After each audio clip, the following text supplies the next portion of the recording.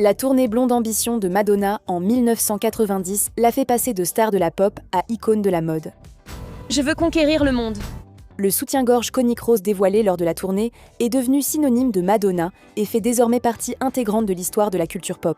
Jean-Paul Gaultier a créé le soutien-gorge sur demande de Madonna pour ses costumes de scène.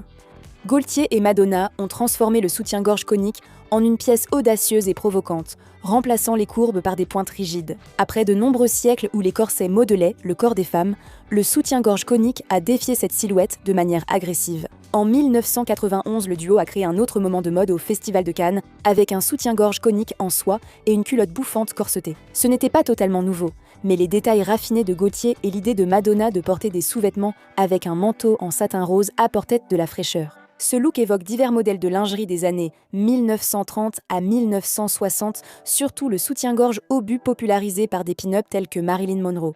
Au MTV Video Music Awards 1984, Madonna arborait sans doute son look le plus célèbre. Robe en dentelle transparente, gants et la fameuse ceinture Boy Toy. La styliste Mirapol a imaginé ce look. Elle a rencontré Madonna au début des années 80 et avant la Virgin Tour, Madonna lui a montré ses tenues de scène. Mirapol a confié à Yahoo Entertainment qu'elle craignait que les costumes de scène de Madonna rappellent trop ceux de Prince dans Purple Rain, lui disant « Tu es Madonna, pourquoi ne pas garder un peu de ton style ?» Il n'est pas exagéré de dire que l'interprétation de la dentelle par Madonna faisait fureur à l'époque. En 1985, Macy's proposait Madonna Land, une section où les fans achetaient os en dentelle, accessoires et bijoux inspirés par Madonna. Au début des années 1980, l'esthétique du toujours plus s'impose. Bijoux voyants, superposition, motifs contrastés.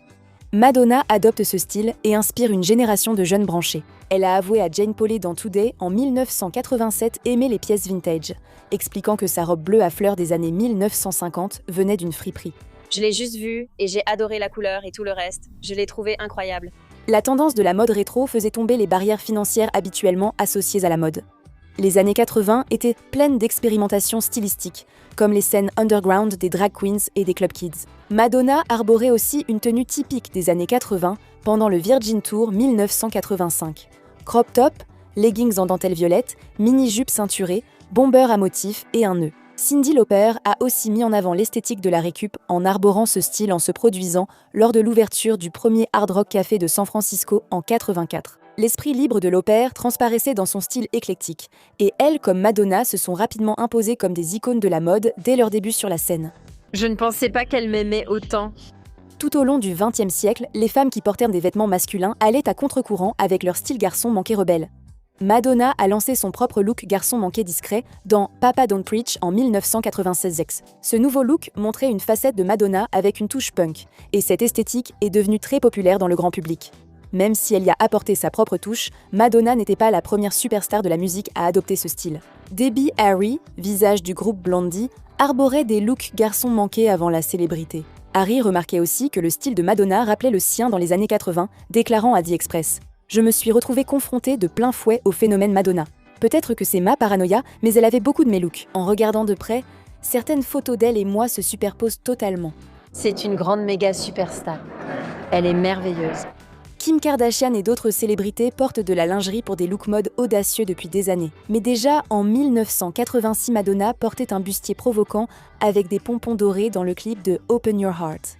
Ce look rappelle les danseuses burlesques des années 1920. La chanteuse a aussi porté un corset spectaculaire pendant sa tournée MDNA en 2012.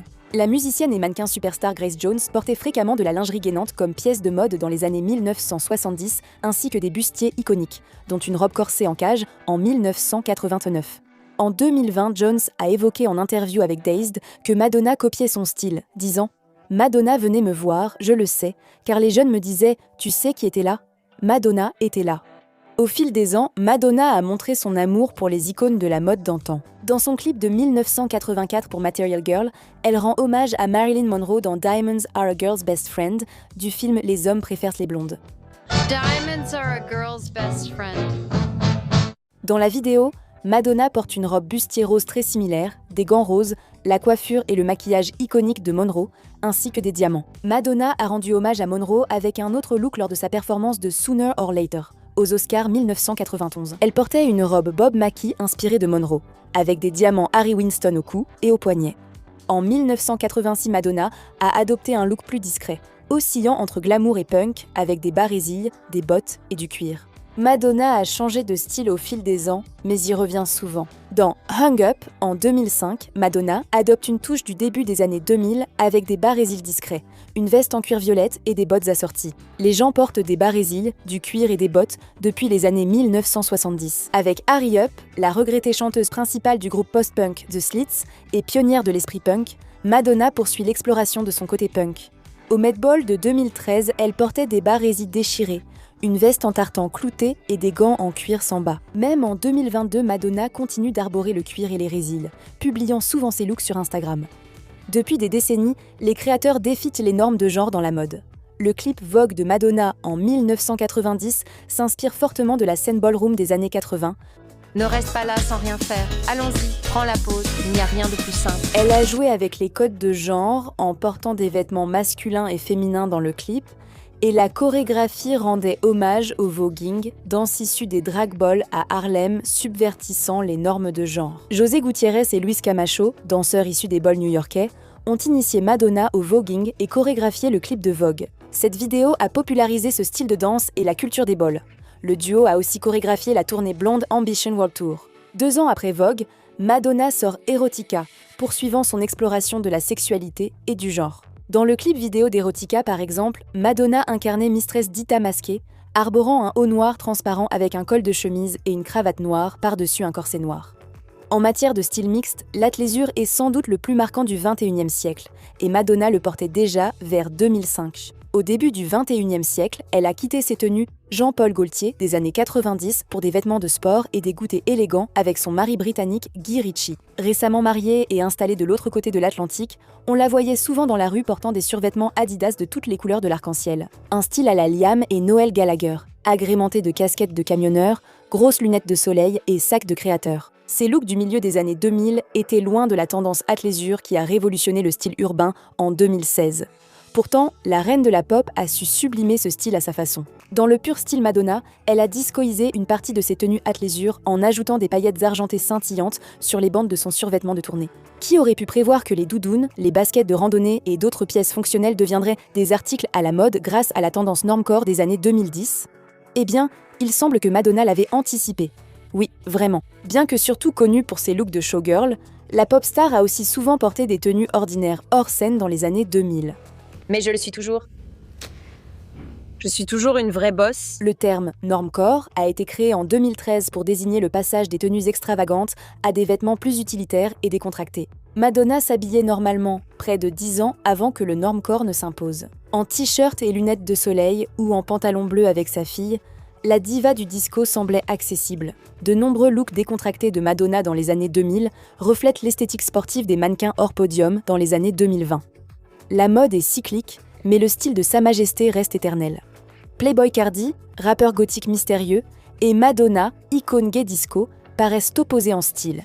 Mais tous deux ont adopté des looks noirs dramatiques avant la popularité de l'opiumcore au milieu des années 2020. Nommé d'après le label de Playboi Carti, l'opiumcore est une micro-tendance monochrome mêlant tenues noires amples ou moulantes, chaussures massives et textures comme la fourrure ou la cire. Qu'elle porte de grandes lunettes Dolce Gabbana à strass avec une écharpe en fourrure ou qu'elle chante dans un kimono noir traînant, tout relevait de l'esthétique opiumcore. Playboi Carti était certainement à l'avant-garde de cette esthétique, et il semble juste de dire que Madonna n'était pas loin derrière. L'opiumcore s'est popularisé en 2024, donc la chanteuse multi-Grammy était tout à fait tendance avec ses looks. L'album de Madonna sorti en 2005 Confession On a Dance Floor est un phénomène pop, à tel point qu'elle a sorti un album faisant suite au précédent, Confession 2 en 2026 pratique, habituellement réservé aux films. La musique et le style de cette époque ont aussi traversé le temps. En 2005, à l'ère des chemises à boutons pression et des bracelets en silicone, Madonna a conçu une garde-robe faite de pièces en cuir, signée Gucci, et de lunettes extravagantes pour accompagner la sortie de l'album. Avec cette garde-robe, elle a créé l'idéal platonique d'une tenue style années 2000, devenue une tendance dans les années 2020. En 2025, une influenceuse Instagram a acheté la même blouse rose Dolce et Gabbana que la chanteuse portait sur la pochette de l'album Confessions on a Dance Floor. Les célébrités adorent aussi les looks du milieu des années 2000 de la grande prêtresse de la pop. Que ce soit l'actrice Meg Stalter portant une réplique presque exacte d'une tenue de Madonna de l'époque, Confession lors d'une interview dans une émission de fin de soirée, ou le clip Houdini de Dua Lipa rendant hommage au visuel de Hang Up, le style popularisé par Madonna reste plus tendance que jamais.